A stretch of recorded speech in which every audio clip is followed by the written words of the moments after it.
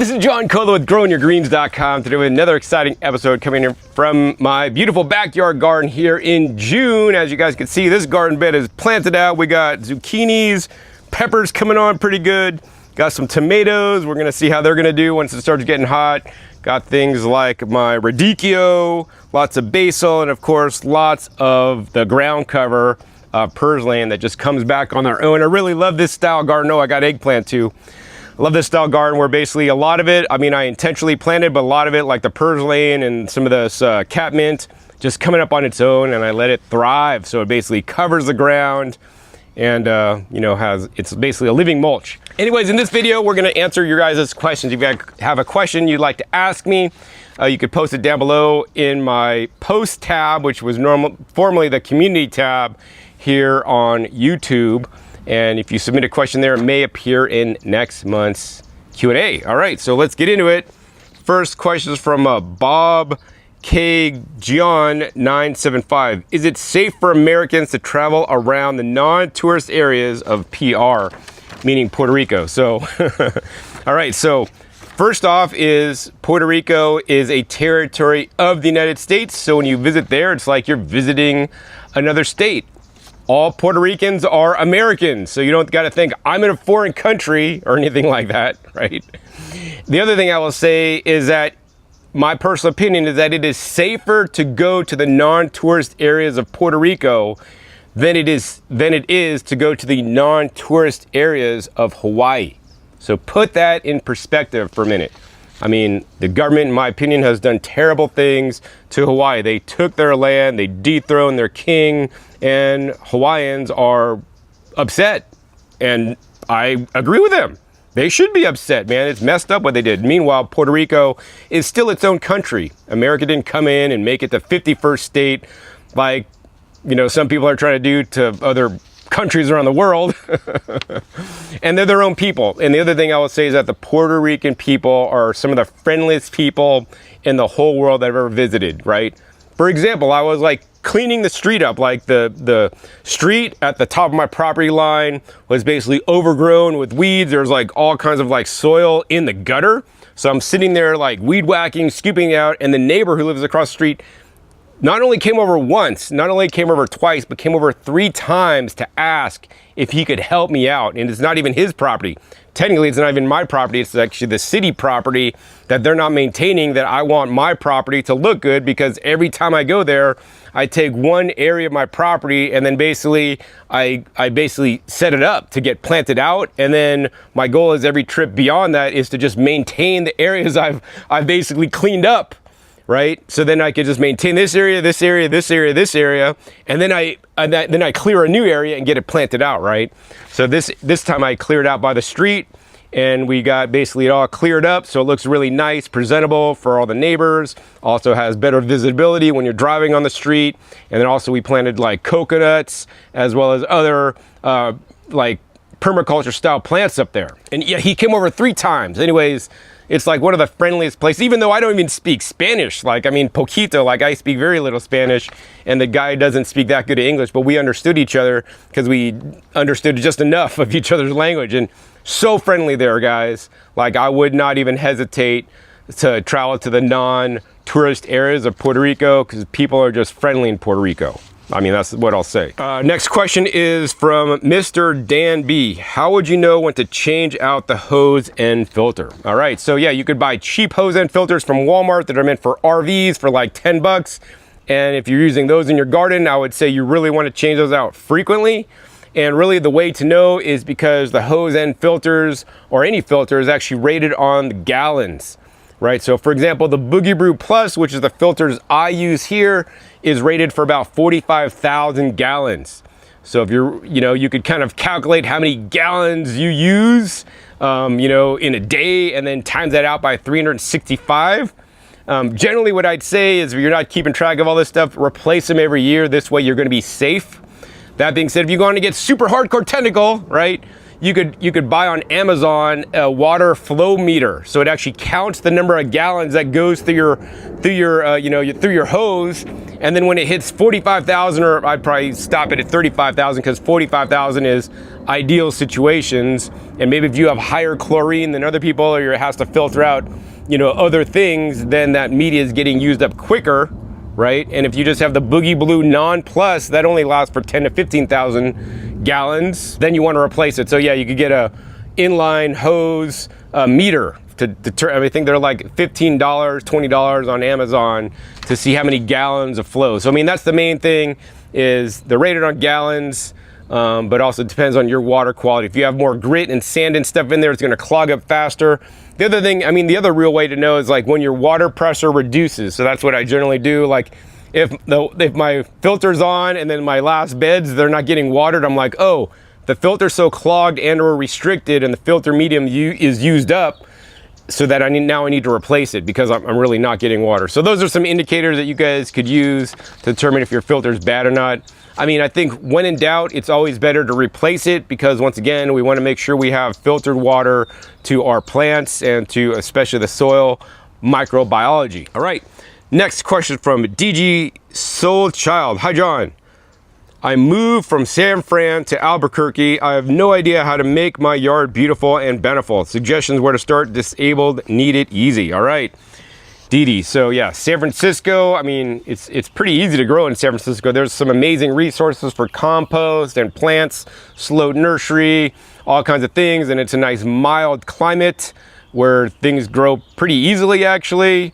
Maybe you just gotta have some more cold tolerant tomatoes that don't like too much, that could deal with like not too much warmth. But now you move to Albuquerque, which is like a zone 7 or something like that, and it's a shorter growing season and can be more challenging to grow there for sure. And also you need to have it easy because you're disabled. So where to start? So I mean, basically I would start where I started here in Las Vegas, right? The first thing I did when I bought my house here is I didn't just plant a garden. No, I visited farms and gardens and places in the area. So I visited Gilcrease Orchard that grows, like, that's a commercial farm. That's a U-Pick farm that I still go to every Tuesday, usually. And I see what they grew there. And I'm like, oh, they grew these successfully. I talked to the farmer, Mr. Gilcrease, way back in the day, right? He was an old timer then. Unfortunately, he's no longer with us. But I still talk to the farmer today, that is running the farm, and I find out what he's doing, what's successful, what isn't. I've even given him seeds to do trials on to find out what's going to work there for him. I visited the Springs Preserve, another place. It's like a museum that has basically gardens and farms, like a botanical garden, and they're growing vegetables there. And I made videos at all these places. I also went to the Master Gardeners. They have an orchard and you could visit them, and they put out PDF publications online that you could read and download. I also visited the tomato lady, Leslie Doyle, who wrote books, who's been gardening in this climate zone for over 30 years. So like, I didn't just like plant a garden. I learned from all these people and kind of took bits and pieces from everybody but did my own thing, like incorporating knowledge from the tomato lady. Like she said, shade cloth is BS. She's like, you just need to water enough. And like, I experimented with shade cloth for a little bit, but nowadays I'm like, shade cloth is BS, because you're modulating, you're not allowing your plant to get as much sun, and plants need sun like we need food. The sun is part of the food for the plants because it converts the sunlight into photosynthesis and the chlorophyll, and it makes sugars that it then sends down to the roots to feed the microbes. And when you put a shade cloth up, now you're limiting that. The issue is in the heat, you need to make sure they have enough cool water to drink during the day. Don't just water them at night and figure they're gonna have enough water during the day. Like for us, can we just drink a gallon of water at night or in the morning and then, I got my water needs for the day? No, man, as your day goes on, you're sweating, you're losing hydration, you need to drink water, right? And the plants transpire. Anyways, I'm getting all off track here, but nonetheless, I encourage you to visit places around Albuquerque, which I've maybe visited like twice, and find places that grow there near you. Visit Indian reservations that have food and has been growing food traditionally. Join your local gardening clubs. and visit their gardens, find people, go to farmers markets, ask if you could visit farms, talk to farmers, find other gardeners in your area, check out the master gardeners, right? And go, everybody you meet, ask them, hey, I'm disabled. What are the easiest crops to grow here? How can I make my backyard look beautiful? And I'm sure they'll be glad to tell you. You know, I couldn't necessarily tell you because I don't know what's going to grow good in your zone 7. I would like dread living in zone 7. I'm in zone 9. I mean, of course, some of the plants that I grow seasonally, like if it gets really hot there in Albuquerque, like I can imagine it does, like in Vegas, you're going to want to grow some of the heat tolerant vegetables that I've made videos about. You're just going to have a shorter window to do it, right? So, and then of course you want to have a winter garden. You probably have to put up like a hoop house to keep everything warmer so you could grow a winter garden as well. So yeah, that's what I'll tell you. Go out and find what other people are doing and duplicate it. Success leaves clues. All right, next question is from Planetera777. John, I'm using leaves that I ground up with my lawnmower this year for my garden, and I noticed my plants are doing terrible. Was that a mistake? I don't know what the problem is. It's just the plants are not growing well and the leaves are turning various colors that aren't green. All right, Planetera. So number one is, are the leaves that you ground up with your lawnmower your leaves or somebody else's leaves? Very important question. If they're somebody else's leaves, it's possible they might have sprayed their trees with some kind of pesticide or herbicide or fungicide or something, and now that did not fully break down, and now those are affecting your plants. I don't really know what's happening because you didn't say where the leaves you're using are the leaves from your trees, right? If you just put the leaves and the mulch down on your garden and they're not fully broken down, you know, maybe smothering out and maybe too high carbon. You know, what I would recommend instead is actually taking your leaves, piling them up, and letting them break down for a couple years, or maybe at least a year minimum, and then put the compost on your plants instead of just putting leaves directly. Now, yes, I visited places that did crazy mulch and all this stuff, and mulch with leaves and all this, and it could work, but you know, I'm like, let's just like compost off-site and then bring the compost down, because that's gonna feed the plants more directly, right?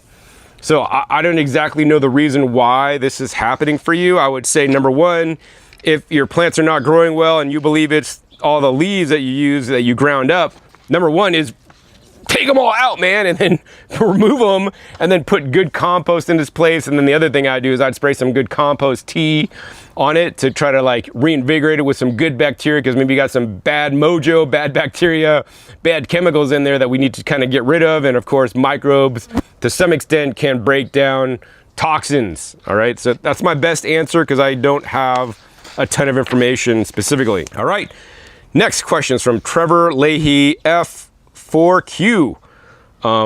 What greens grow the best in Kentucky? My climate is humid and hot sometimes. All right, Trevor. So I don't know. I haven't been to Kentucky, but I can only imagine, you know, I think I drove through Kentucky once. I've been to Georgia, I've been to Alabama, I've been to Louisiana. I can only imagine the weather's kind of similar to Kentucky. You know, I would say that, here's the thing. Like a lot of people that live in the South, right, try to grow like northern crops. Oh, I'm trying to grow lettuce, and it's like hot and like humid, and it bolts and it doesn't do good. Or I'm trying to grow spinach and it's too hot and it bolts. I mean, this is my lettuce right now. Like, I'm not trying to grow lettuce. I mean, I have a couple lettuces I planted late and they're kind of growing, but they're really not doing much. Meanwhile, I'm planting things like the water spinach that just got planted, or I got my Egyptian spinach planted actually just coming up, and my longevity spinach over there, and they're doing great. So I think, you know, definitely if you're trying to try the normal seeds that you get at Walmart, which I can only imagine if you live in Kentucky, you shop at Walmart, I don't know why, they're not gonna do well because they're not adapted to Kentucky, maybe unless you're growing like okra, which is probably gonna do really good in the South. That's why I would recommend growing some of the more unique crops that I grow that are similar to okra, actually. So the Bailey, the salad tree, which is right there, I have a video on it. If I remember, I'll put a link down below. That's gonna grow great where okra grows great, because it's actually related to okra. It's a hibiscus. Also things you could try like the roselle or false roselle or cranberry hibiscus should also do really good. Another thing that should do really good is the Egyptian spinach, which actually I just had a video on where I basically soak the seeds in hot water to get a higher germination. Those are gonna be some incredible greens to grow. They're gonna grow so fast, so vigorous. Also grow water spinach if it's not illegal to do so. In Kentucky, in some states it is considered a noxious weed.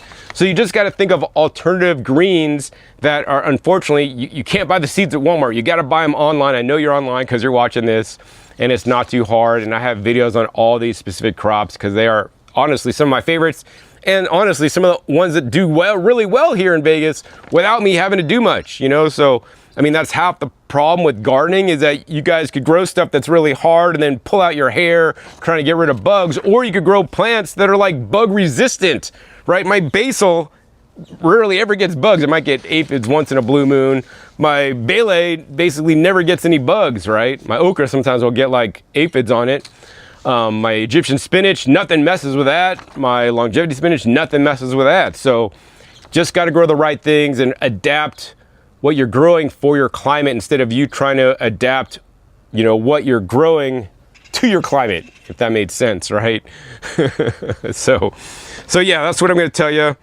Those are the best greens that are tropical greens that are used to the hot and humid climates.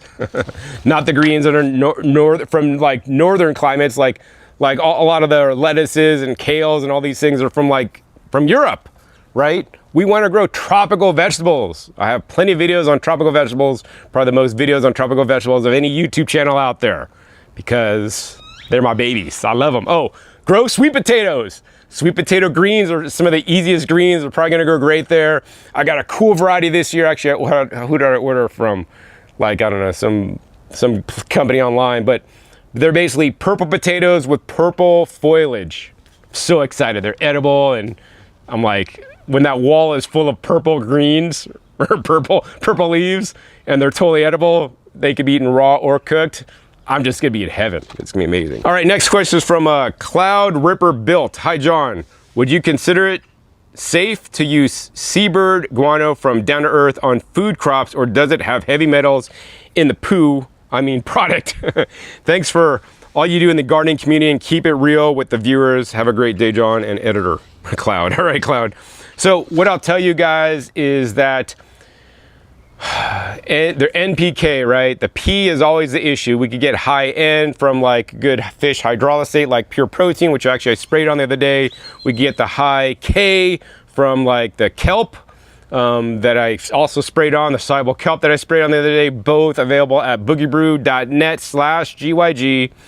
These are excellent products, but the P is the issue. So like, where can we get P that's like sustainable? So yeah, bat guano, definitely disturbing bats. I don't think that's the best. Also could contain heavy metals. Seabird guano, like, you know, I don't know where they harvest that from, but I could think that it's probably a bit more sustainable than bat guano, because at least there's seabirds, and hopefully they don't have to like disturb caves and all this stuff to get the harvest the guano and disturb the bats. That being said, in this modern day and age, anything can have heavy metal contamination, right? Even rock dust. I made videos, links down below to that. Rock dust contains heavy metals, right? It does. Why do I still add it to my garden? Because it's the concentration that matters. I haven't seen testing from seabird guano myself to say, oh, it's safe or not safe. But what I will say is that, what Josh would say is, dilution does not solve pollution, right? Or dilution is not the solution to pollution, right? So what I would say is this. I would say if you need a P, you know, the best way is to, you know, make your own compost, because that's gonna have hopefully a balance of different kinds of NPK in there. If you wanna get a higher P, then I would, you know, I personally might use the seabird guano myself before I use the bat guano. You know, a lot of this stuff is imported. Actually, I think the other coolest thing, I would try to put up like bird houses, and then below the bird houses are purchased for the birds is like, I'd collect their poop. Actually, there's a bird there, and birds poop all over my yard. Actually, I should start collecting every bird poop and make it into a fertilizer. But anyways, I digress. But yeah, so like I think that you know, depending on how much you're using it, you know, I would cycle your peas, cycle your peas and your poos. So use like seabird guano this year till you run out, then maybe, you know, source a different kind of, you know, peas, so you're not always accumulating that much. And also depends how much you're putting in. You know, if you're putting a little bit in, you know, over the year, and like, I don't think that concentration is going to be a problem. And the other thing about heavy metals is that we want to also have good microbial activity. And also, of course, some plants will take up more heavy metals than others, and then you may pull these plants off your property. So it's a complicated situation to say that's bad and that's good. Like, everybody always wants the bad and good, you know, scenario. What's right, what's wrong? And there's a lot of nuance is what I've learned. So like, yeah, I would use it, and I would switch out your peas, and not always use the same one continually for years on end, right? I would rotate them. That's what I would do. I think that's the best. So yeah, I would use it. I haven't found I needed to use it because I just use compost. And actually, the other thing I'd rotate it out with actually is fish bone meal. I'd get a good source of fish bone meal for the pea. I would kind of maybe prefer that more than guano. It seems more sterile to me personally. But I would not like to use, you know, land animal, you know, bone meal personally. I would use fish bone meal though, personally, but that's my own thoughts. All right. That being said, I haven't used either of those two products. I don't think I feel a need for them because my plants seem to be doing fine without them. So that's the other thing. You might want to get a soil check to make sure you're deficient before you just start adding these things that you may not need. All right. All right. Next question is from James the Axe Thrower. How risky is not cleaning anything in the garden? Just rinsing last year's tools and pots with water instead of bleach or insecticidal soaps. All right, James. So honestly, like, I'm probably like you. Like, do I wash stuff? Like, okay, like all my pots just get shaken out, and on occasion I'll rinse them out. What I do rinse out though is my compost bucket. I'll rinse it out and scrub it down, which I'm like the same soap I use for my washing my dishes, which is a compostable soap basically. I also do scrub down my water bucket, so like when I wash my produce and my dishes, all the water goes into a bucket, and those buckets sometimes it gets funky and get a biofilm. I will scrub those down. But meanwhile, all my tools, I don't like soak my tools in alcohol or any kind of things. I don't like sterilize everything. I mean, dude, I hate these flies. I don't sterilize anything in my garden, right? If I'm doing cuttings from like a new plant that I definitely don't want disease on, I'll definitely try to, you know, clean something at that point. But otherwise, even then, I most of the time I don't even clean this stuff, right? I'm like, oh, whatever happens, right? I'm too lazy. I don't want to like go through and use all these toxic products to kill bacteria when, you know, bacteria is going to be here to stay. Even if you think you're killing them all. I mean, this is what I'll do. I'll lay my you know, tools in the sun, and then I'll flip them over, because once again, the sun has UV. UV will kill things naturally, right? Especially the sun here gets super hot in the summertime. So I don't really go out of my way, but I guess it also depends on, you know, what's happening in your garden. If you're like doing cuttings all the time, and then you're using the same, you know, shears to like dig up holes like I do sometimes, you know, you might want to sterilize them, or maybe better yet, have like one pair of your pruners that you use only for cuttings and doing rootings on, and those don't have cross contamination with, you know, cutting trees down and cutting other things. Like for me personally, I just use like one pair for everything. Like I don't know. So yeah, I think that some people are more anal than others, and I tend to be less anal, and I personally haven't seen an issue.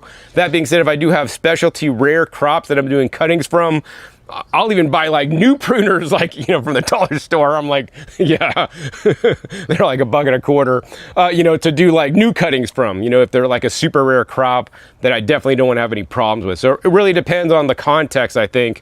For the most part, like I don't even worry about sterilizing crap, like whatever. All right, next question from Victor Martinez, VP9GD. Have you tried groundnut, hoppiness, Apios, americana, an indigenous North American food crop?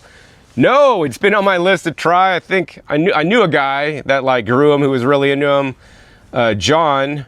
Anyways, but yeah, Apios I think could be an amazing food. I haven't personally tried it myself, and I would like to try it. And I think that more people should get into more Native American crops that were here before the white man came. I mean, my sunchokes are just insane. I can't get rid of them.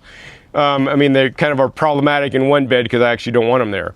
But yeah, have lots of food to eat, and sunchokes are one of the healthiest foods you can eat, especially for your gut microbiome. All right, next question is from Alessa TX. What's your favorite way to feed tomatoes growing in containers? All right, so it's super rare. I grow tomatoes in containers. I think this year I'm growing mostly sweet potatoes in containers and some fruit trees in containers.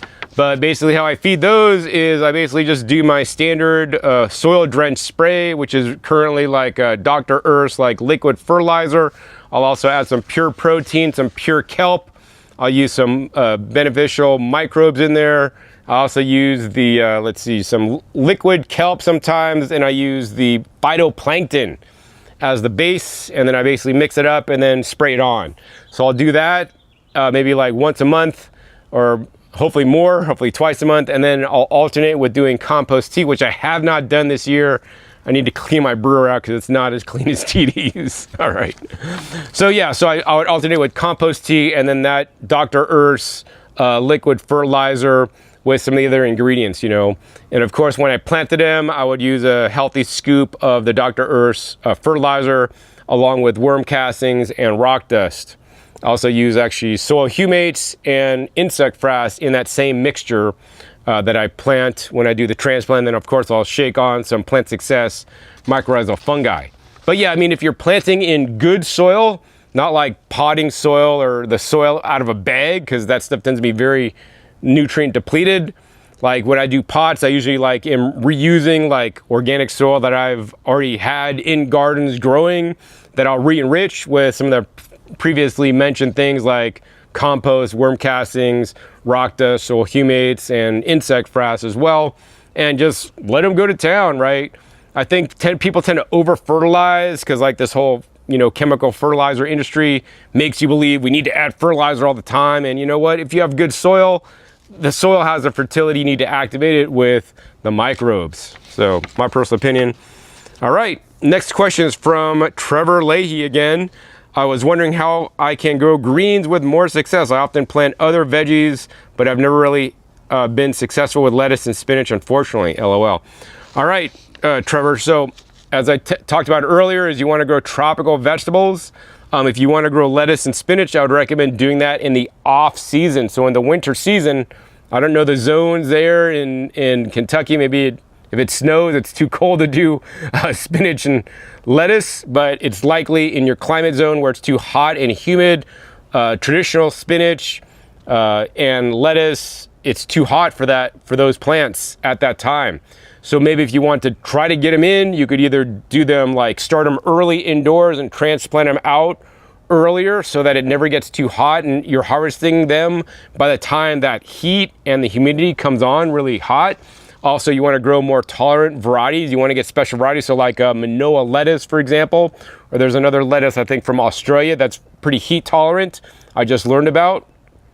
And you want to try to find more heat tolerant varieties of spinach and then grow them out earlier in the season and they're ending right about the time it's getting too hot. Or, you know, you could try to grow them later in the season after the heat leaves, it starts cooling down, then get the lettuces planted out and the spinach is planted out.